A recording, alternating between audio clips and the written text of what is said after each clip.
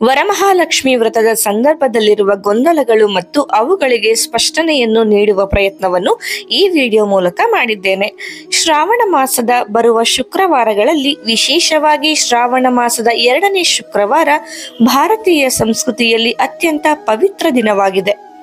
ಅದು ವರಮಹಾಲಕ್ಷ್ಮಿ ವ್ರತದ ದಿನ. ಈ ದಿನ ಲಕ್ಷ್ಮೀ ದೇವಿಯನ್ನು ಪೂಜಿಸುವ ಮೂಲಕ ಮಹಿಳೆಯರು ಮನೆಯ ಸಂಪತ್ತು, ಐಶ್ವರ್ಯ, ಸುಖ, ಸಂತೋಷಗಳಿಗಾಗಿ ಪ್ರಾರ್ಥಿಸುತ್ತಾರೆ. ಪೂಜೆಯ ದಿನ ಪಾತಿವ್ರತ್ಯ, ಶ್ರದ್ಧೆ, ಸಂಸ್ಕೃತಿಯ ಸಂಕೇತವಾಗಿ ಈ ವ್ರತವನ್ನು ಆಚರಿಸಲಾಗುತ್ತದೆ. ಆದರೆ ಈ ವಿಶೇಷ ವ್ರತದ ಸಂದರ್ಭದಲ್ಲಿ ಹಲವಾರು ಗೊಂದಲಗಳು ಮಹಿಳೆಯರಲ್ಲಿ ಕಾಣಿಸುತ್ತದೆ. ಏನು ಸರಿ, ಏನು ತಪ್ಪು, ಪೂಜೆಯ ಕ್ರಮ ಹೇಗೆ ಎಂಬ ನಾನಾ ಪ್ರಶ್ನೆಗಳು ಮನಸ್ಸಿನಲ್ಲಿ ಮೂಡುತ್ತವೆ. ಈ ವಿಡಿಯೋದಲ್ಲಿ ವರಮಹಾಲಕ್ಷ್ಮಿ ವ್ರತದ ಸಂದರ್ಭದಲ್ಲಿ ಸಾಮಾನ್ಯವಾಗಿ ಬರುವ 10 ಪ್ರಮುಖ ಗೊಂದಲಗಳು ಹಾಗೂ ಅವಕ್ಕೆ ಸ್ಪಷ್ಟವಾದ ಉತ್ತರಗಳನ್ನು ನೀಡಿದ್ದೇನೆ. ಹೆಚ್ಚು ಮಹಿಳೆಯರಿಗೆ ಈ ವ್ರತ ಹೊಸದಾಗಿರುತ್ತದೆ. ಕೆಲವರ ಮನೆಯ ಸಂಸ್ಕೃತಿಯಲ್ಲಿ ಮೊದಲು ಈ ವ್ರತ ಆಚರಿಸಿಲ್ಲವಾದರೂ ಈಗ ತಾವು ಶ್ರದ್ಧೆಯಿಂದ ಇದು ಮಾಡುವ ತೀರ್ಮಾನವನ್ನು ತೆಗೆದುಕೊಳ್ಳುತ್ತಾರೆ. ಇದು ತಪ್ಪು ಎಂದು ಅಲ್ಲ. ದೇವಿಗೆ ಶ್ರದ್ಧೆ ಮತ್ತು ನಂಬಿಕೆಯಿಂದ ಮಾಡಿದ ಪೂಜೆ ಯಾವಾಗಲೂ ಸ್ವೀಕಾರವಾಗುತ್ತದೆ. ಮೊದಲು ಮಾಡಿದ್ದಿಲ್ಲವೆಂದು ಹಿಂದೇಟು ಹಾಕಬೇಕಾಗಿಲ್ಲ. ಪ್ರಾರಂಭವೇ ಶ್ರೇಷ್ಠ ಎಂಬ ಮಾತು ಇಲ್ಲಿ ಅನ್ವಯವಾಗುತ್ತದೆ. ಪೂಜೆಗೆ ಬಳಸುವ ಕಲಶವನ್ನು ಹಿನ್ನೆಲೆಯಲ್ಲಿ ನೋಡಿದರೆ ಕೆಲವರು ಅದರಲ್ಲಿ ನೀರು ತುಂಬುತ್ತಾರೆ, ಕೆಲವರು ಅಕ್ಕಿ ಹಾಕುತ್ತಾರೆ. ಇದು ಪ್ರತಿ ಮನೆಯ ಸಂಪ್ರದಾಯದಂತೆ ವ್ಯತ್ಯಾಸವಾಗಿರಬಹುದು. ನಿಮ್ಮ ಮನೆ ಅಥವಾ ನಿಮ್ಮ ತಾಯಿಯ ಮೂಲಕ ಬಂದಿರುವ ಪದ್ಧತಿ ಯಾವುದಿದೆಯೋ ಅದನ್ನು ನೀವು ಶ್ರದ್ಧೆಯಿಂದ ಅನುಸರಿಸಿದರೆ ಸಾಕು. ದೇವಿಯು ನಿರ್ದಿಷ್ಟ ವಿಧಾನವನ್ನೇ ಕಾಯುವುದಿಲ್ಲ. ಭಕ್ತಿಯು ಮುಖ್ಯ. ಅದೇ ರೀತಿಯಲ್ಲಿ ಕಳಶವನ್ನು ಇಡುವ ಎಲೆಗಳ ವಿಚಾರದಲ್ಲಿಯೂ ಗೊಂದಲವಿರುತ್ತದೆ. ಬಾಳೆ ಎಲೆ ಇಡಬೇಕೆ ಅಥವಾ ಮುತ್ತುಗದ ಎಲೆ ಇಡಬೇಕೆ? 2 ಶುದ್ಧವಾದ ಎಲೆಗಳು. ಮುತ್ತುಗದ ಎಲೆ ಸಿಗದಿದ್ದರೆ ಬಾಳೆ ಎಲೆಯನ್ನು ಬಳಸಬಹುದು.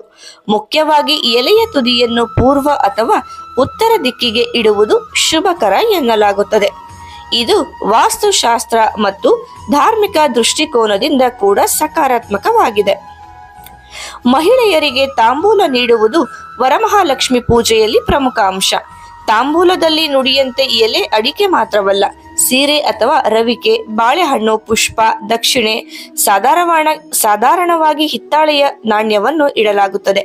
ಕೆಲವು ಕಡೆ ದುಬಾರಿ ಹಣ್ಣುಗಳು ಅಥವಾ ವಿಶೇಷ ವಸ್ತುಗಳನ್ನು ಹಾಕುವ ಸಂಪ್ರದಾಯವಿದೆ. ಆದರೆ ಈ ಎಲ್ಲವನ್ನು ಶ್ರದ್ಧೆಯಿಂದ, ಅತಿರೇಕವಿಲ್ಲದೆ ನೀಡಿದರೆ ಸಾಕು. ಕಬ್ಬಿಣದ ನಾಣ್ಯ ಅಥವಾ ಅಶುದ್ಧ ವಸ್ತುಗಳನ್ನು ತಾಂಬೂಲದಲ್ಲಿ ಹಾಕಬಾರದು ಎಂಬ ನಂಬಿಕೆ ಇದೆ. ಪೂಜೆಯಲ್ಲಿ ದೇವಿಗೆ ನೀಡುವ ನೈವೇದ್ಯದ ವಿಷಯಕ್ಕೂ ಗೊಂದಲಗಳು ಇರುತ್ತವೆ. ಯಾವುದು ಹೆಚ್ಚು ಪ್ರಿಯ? ಪ್ರಸಾದವಾಗಿ ಪಾಯಸ ಮಾಡುವುದೇ, ಇಲ್ಲವೇ ಇನ್ನ ಬೇರೆ ತಿನಿಸು ಮಾಡುವುದೇ? ಈ ಬಗ್ಗೆ ರೂಢಿ, ಸಂಪ್ರದಾಯಗಳ ಬದಲಾವಣೆ ಇದೆ. ಕೆಲವರು ಕಡಲೆಕಾಳು ಹುಸಲಿಯನ್ನು ವಿಶೇಷವಾಗಿ ಮಾಡುತ್ತಾರೆ. ಇನ್ನು ಕೆಲವರು ಪುಳಿಯೋಗರೆ, ಸಕ್ಕರೆ ಪೊಂಗಲ್, ಪಾಯಸ, ಉದ್ದಿನ ವಡೆ ಇತ್ಯಾದಿಗಳನ್ನು ಮಾಡುತ್ತಾರೆ. ದೇವಿಗೆ ಯಾವುದೇನಾದರೂ ಶ್ರದ್ಧೆಯಿಂದ ಮಾಡಿದ ತಿನಿಸು ಅತ್ಯಂತ ಪ್ರಿಯ. ಈ ಸಂದರ್ಭದಲ್ಲಿ ಶುದ್ಧವಾಗಿ ತಯಾರಿಸಿದ ಪಾಕವಿಧಾನಗಳೇ ಬಳಸಬೇಕು. ಈರುಳ್ಳಿ, ಬೆಳ್ಳುಳ್ಳಿ ಅಥವಾ ಮಾಂಸದ ಪದಾರ್ಥಗಳು ಪೂಜೆಯ ವೇಳೆಯಲ್ಲಿ ಉಪಯುಕ್ತವಲ್ಲ. ಮಂಗಳಸೂತ್ರವನ್ನು ತಯಾರಿಸುವ ಶಾಸ್ತ್ರವು ಗಂಭೀರವಾದದ್ದು.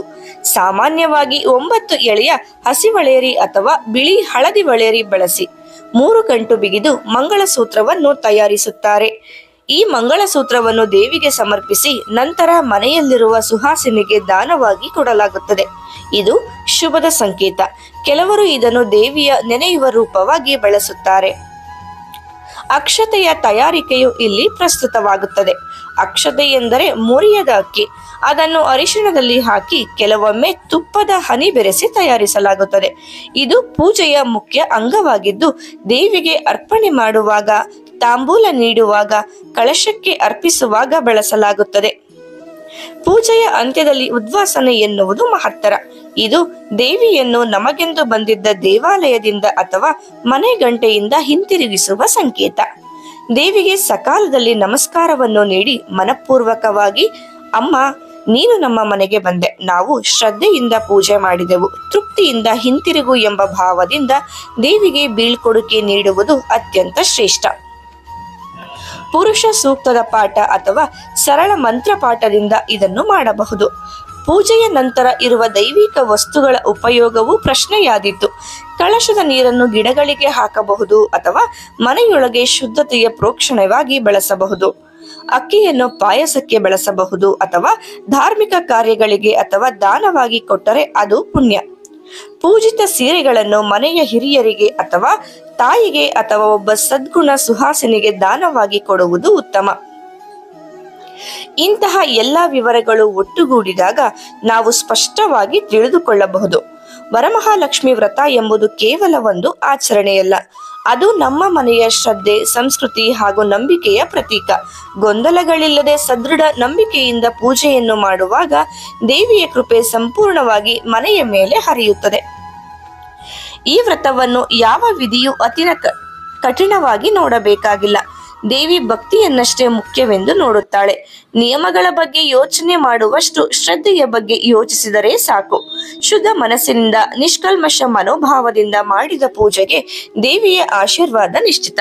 ಪುಣ್ಯ ಪರಂಪರೆಗೆ ಕಾರಣವಾಗುವ ಈ ವ್ರತವು ಪ್ರತಿಯೊಬ್ಬ ಮಹಿಳೆಯ ಜೀವನದಲ್ಲಿ ಮಂಗಳವನ್ನು ತರಲಿ ಎಂಬುದು ಈ ವಿಡಿಯೋದ ಆಶಯ.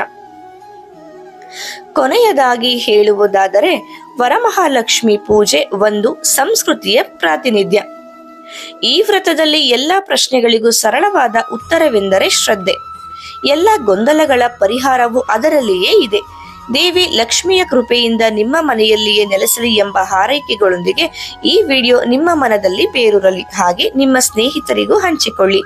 ಇದೇ ರೀತಿ ಇನ್ನಷ್ಟು ಉತ್ತಮ ಮಾಹಿತಿಗಳಿಗಾಗಿ ನಮ್ಮ ಚಾನೆಲ್ ಅನ್ನು ಸಬ್ಸ್ಕ್ರೈಬ್ ಮಾಡಿ. ಮತ್ತೆ ಭೇಟಿಯಾಗೋಣ. ಧನ್ಯವಾದಗಳು.